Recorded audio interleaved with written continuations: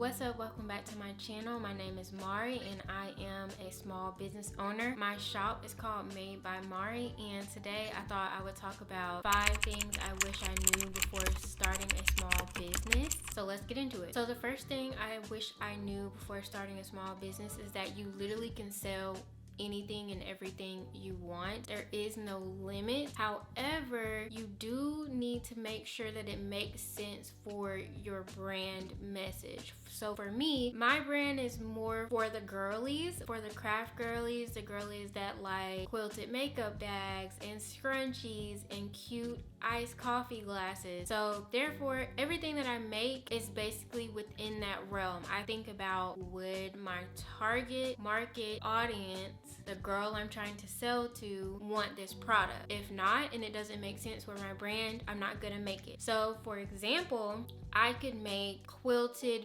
beaded Christmas ornaments, which I feel like are cute. They are seasonal and someone who is in my target demographic would like it, right? However, if I was thinking about selling dog treats, that's not really gonna work for my brand, because yeah, the person I'm trying to sell to might have a dog, but nothing about my brand says that I'm selling dog paraphernalia or food or anything like that, right? So I'm just using that as an example, as you literally can sell whatever you want. It's your brand, it's your business. However, it does need to make sense for your general overall theme of your business. The second thing is not fun. It is taxes, your LLC, and permits. When you own a small business, you do have to pay taxes. You are gonna have to pay state taxes, and you are gonna have to pay federal taxes for your business. You do need to save things like receipts. So everything that you buy that can be applicable to your business, you do need to save receipts for that. Also, permits are a big thing because, for example, recently there was a festival that I attended and the city changed their laws in which you need a permit now for that city to participate selling at any festival that they have, which threw a lot of people off because we were like, what the heck? However, luckily I already had my LLC and my permit to sell within the state that I live in, which brings me to the next thing. If you're gonna sell anything outside of your state, say you live in Texas but you're going to travel and sell in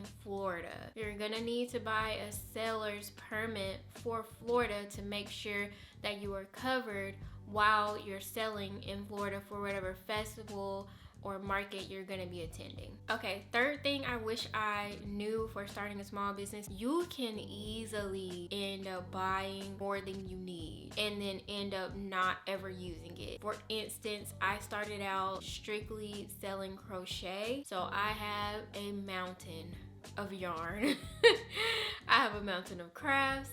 I have so many things that I thought I was going to need or use or want to try, which I still might, but you can very easily just end up hoarding things, especially if you are going to do markets. Now, if you're going to do online sales, that's a different thing, but if you're going to invest in markets, you might end up using displays, things like that you thought you would love to use, and then you end up not even needing them. So try to be mindful when you're thinking about, okay, how do I want my display to look? What type of products am I going to sell, and what type of displays am I going to need for said products? And really, try to think about that before you lock down and lock it in. Another good tip is that if you are just starting out in markets, you could try to find things that are a little bit cheaper that you can DIY and use, so that you know for sure, like, okay, I'm going to continue with this, so now I'm going to go invest in something a little bit more higher quality or a little bit more expensive. For instance, I invested in a wooden display from Vertical Ledge that I absolutely love.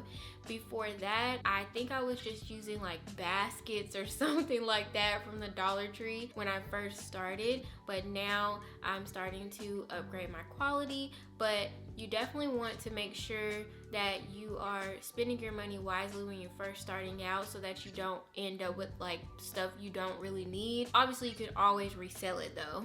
Okay, the last and final tip that I have is signage. If you're selling clothing, you need clothing tags. If you're selling anything, you need pricing signs, multiple pricing signs everywhere, especially when you're at markets, because people get distracted very easily. Sometimes there's music playing, it's loud, people are talking to them, they're on their phone, etc. And a lot of the times people have social anxiety. They don't actually like to talk to sellers sometimes, and you can be like the nicest person ever and say hey and greet them. You know, you always should still greet people, but if you kind of get their vibe that they're not really trying to interact and they just want to look around, take a step back, allow them to look. But you do need to make sure that whatever they're looking at, there's clear signage multiple places. And even sometimes if you have clear signage in multiple places, they're still gonna ask you. I've had this happen to me multiple times where I have signs everywhere, it's right there in front of their face, and then they still ask me, and then they go, oh, it's right here, like, you know.